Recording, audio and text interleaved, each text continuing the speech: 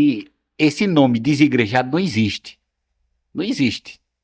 É um nome novo que foi criado depois das pessoas que deixavam as igrejas, os templos, as congregações e ficavam à toa, sem ir para lugar nenhum, ou às vezes fundavam outro caminho, né?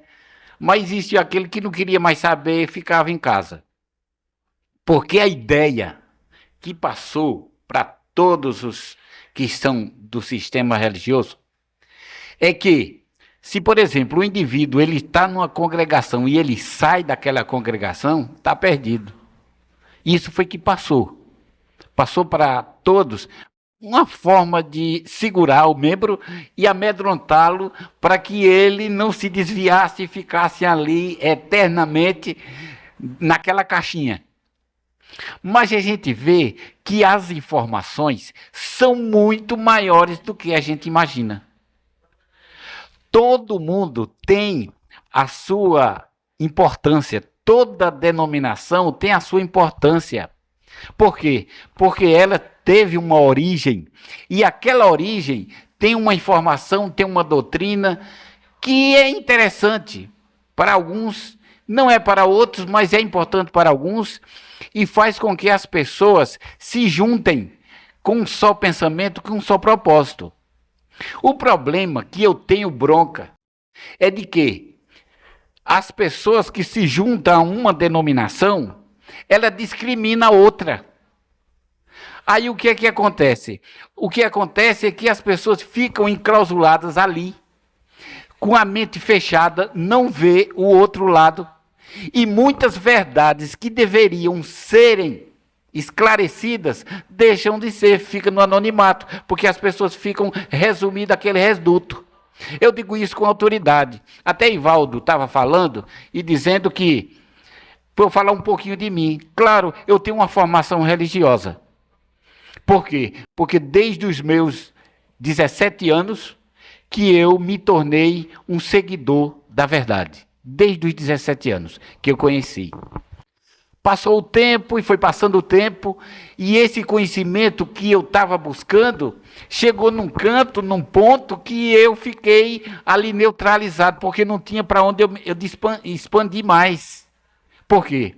Porque se eu saísse fora daqueles ensinamentos aprendidos na minha infância, eu estaria fora do sistema religioso ao qual eu pertencia.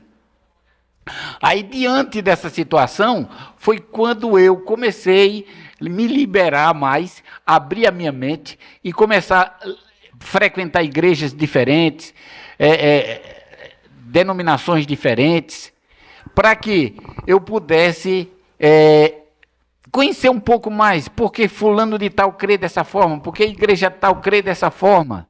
Qual é a base da escritura que tem aquele fundamento, se tem fundamento ou se não tem.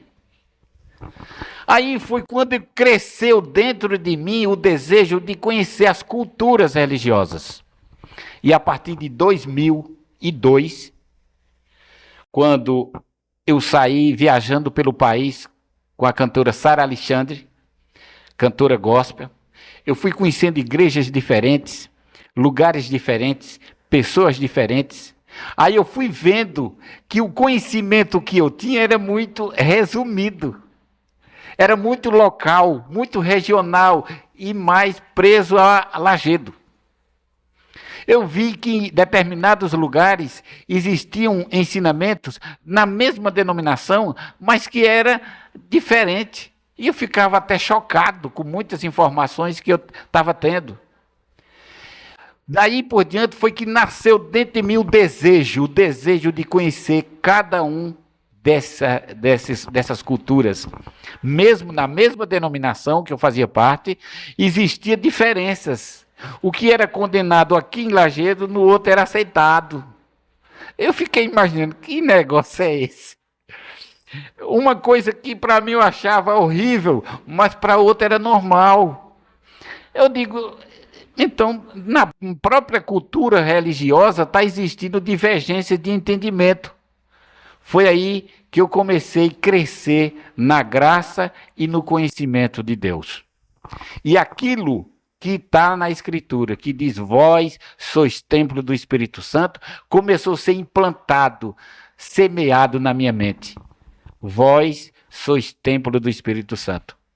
Quando Deus, ele criou a raça humana, ele tinha como objetivo que as pessoas seguissem e estivessem em sua presença.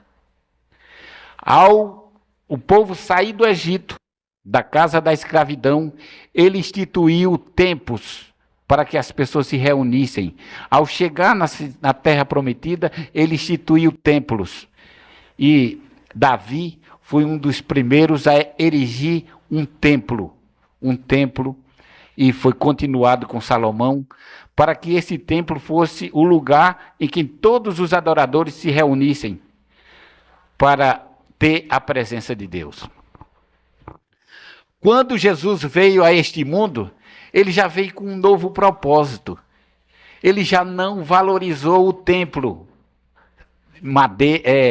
pedra, ferro, madeira. Ele valorizou o templo pessoa.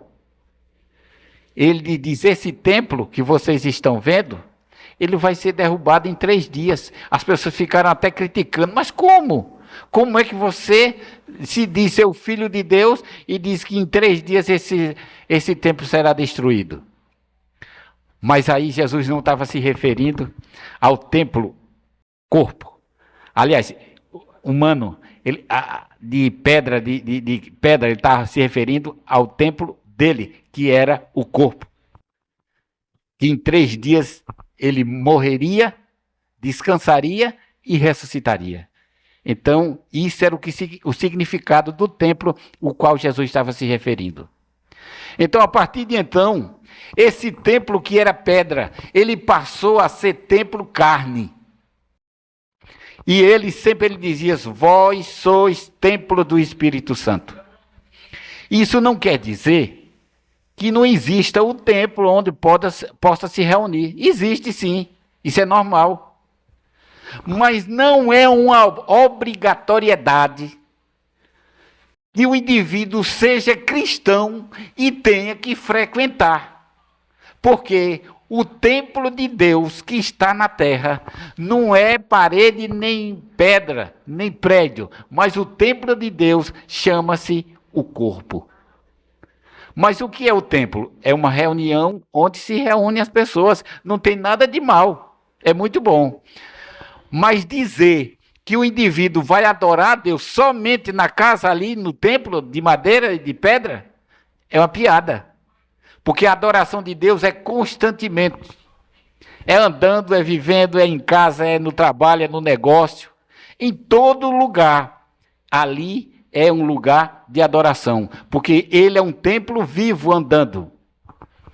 Aí é que vem a explicação de religião. Por isso que eu fiz aquela pergunta ao reverendo Nicodemos sobre igrejado e desigrejado. Porque a ideia de falar desigrejado é um indivíduo apostatado, separado, excomungado. É isso que eles querem dizer, para marginalizar o nome. Mas, gente, excomungado, apostatado, desviado, isso não tem nada a ver com o nome desigrejado, porque o indivíduo é igreja, é templo. Não podemos fugir de Deus. Você sabia disso? O salmista ele diz, para onde fugirei da tua face? Para onde me ausentarei do teu espírito? Se eu subo aos céus, lá estás. Se eu desço ao mais profundo abismo, lá estás também. Pode alguém se separar do templo só quando morre? Pode alguém se separar por um indivíduo não frequentar um templo? Ele está condenado, excomungado, como disse? De uma forma nenhuma. Porque ele é o templo. E o pastor é Jesus.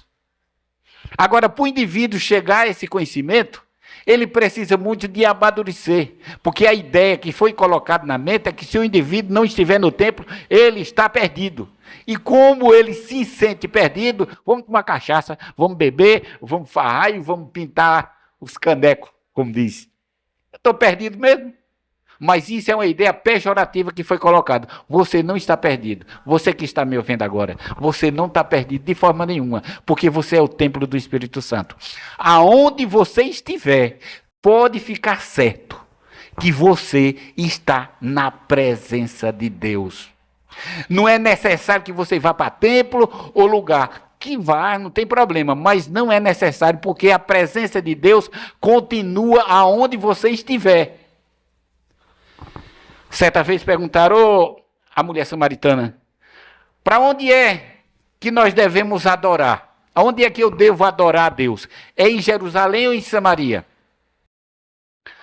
E Jesus disse, nem no lugar e nem no outro. Sabe por quê? Porque os verdadeiros adoradores adorarão o Pai em espírito e em verdade. E de certa forma ele disse, mas o que é que eu devo fazer? Entra no teu quarto, fecha a tua porta e ora ao teu Pai em secreto e ele vai te recompensar. Então, depois da morte de Jesus, isso não significa que tem que existir o templo para um indivíduo adorar. Não existe, eu não estou incentivando ninguém não, pelo amor de Deus, longe disso. Eu não estou querendo desviar ninguém de igreja nem nada não. Eu só quero dizer o seguinte, que não podemos condenar alguém por não frequentar um templo que esteja condenado ou apostatado. Não podemos fazer isso, nem usar essa má fé, porque isso é pejorativo, criado pelo sistema para amedrontar o indivíduo e ficar ali hipocritamente, vivendo uma vida dupla personalidade.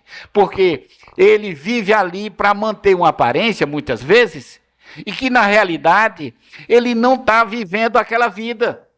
Ele não está suportando aquela vida, mas ele tem medo de se perder. Ele tem medo de ser taxado de apostatado, então fica vivendo uma vida hipócrita, sendo ali como se fosse um salão de beleza.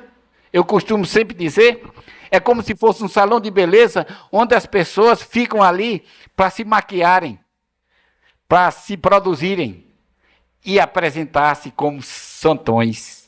Quando na realidade, quando tira a máscara, que chega em casa no dia a dia, são pessoas totalmente diferentes. Eu não estou dizendo que todos sejam assim, não. Não estou falando, não estou generalizando isso, não.